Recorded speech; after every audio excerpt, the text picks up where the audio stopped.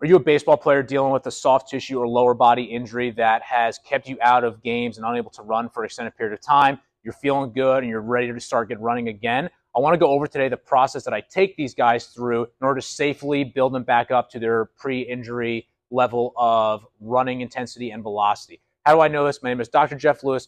I'm the owner and physical therapist of Lewis Physical Therapy and Sports Rehab in Point Pleasant, New Jersey, and I've helped countless baseball players get back to throwing pain-free stronger and faster. So what we want to work on here today and go over is the running progression for guys after dealing with some type of lower body injury.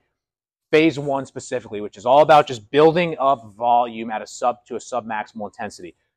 I want to preface that before we even get to considering starting running, they've done some type of work in the weight room, lunges, squats, hamstring curls. Really, a lot of it depends on the injury too, but for the most part, it's pretty similar, and some type of plyometric jump training. And they've done all that without really any issues, without any soreness, pain, swelling. So once we're at the conversation, we're getting guys ready to start running, we're going to take them through some type of dynamic warm-up. So I'll say that over here, dynamic warm-up is going to potentially precede this. And that's going to be high knees, butt kicks, more of your skill work, maybe some A drills, B drills, just getting them moving more dynamically. Once they're able to confidently do that without any issues, then we're going to say, all right, we're going to take some straight ahead running right now. So we'll just say over 50 yards. And we're going to start at a very light intensity. So like 50%, this is a jog more than anything. We're not looking, nor do we want that first running session for guys to come out of the gate, no matter how good they're feeling. What I've seen all too often is guys are feeling good. They really just try to get after it and let it open on that first running session. Bam, re-injury happens. We do not want that. More often than not, my job is to hold guys back rather than to push them aggressively in that area. So we'll just say over 50 yards, we're going to do a build-up. So we might build up for 30 yards to 50% and hold 50% for those 20 yards just to get a little bit of some exposure for a prolonged period of time at that. And then we're going to keep gradually just doing the same thing, but building up the intensity. So taking 50 yards, building up to 65% over 30 yards, holding for 20. And then once they do that, then we're going to up to 75%, building up over 30 yards, holding for 20 at 75%.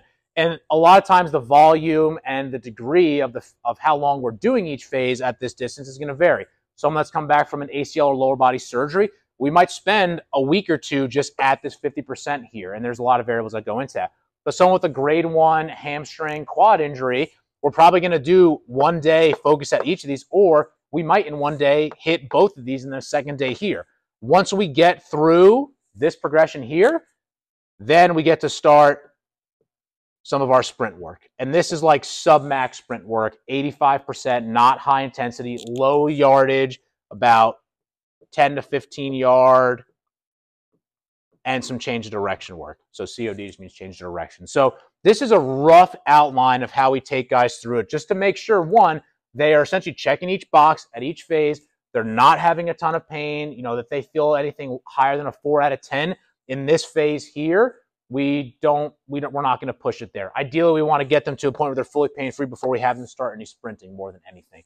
But this is ideally what we're looking for from a progression standpoint. So if you're a baseball player dealing with that soft tissue injury, you're ready to get back, or you feel you're ready to get back to running but aren't sure how to do it with the proper guidance, go ahead and leave a comment below with any questions you have.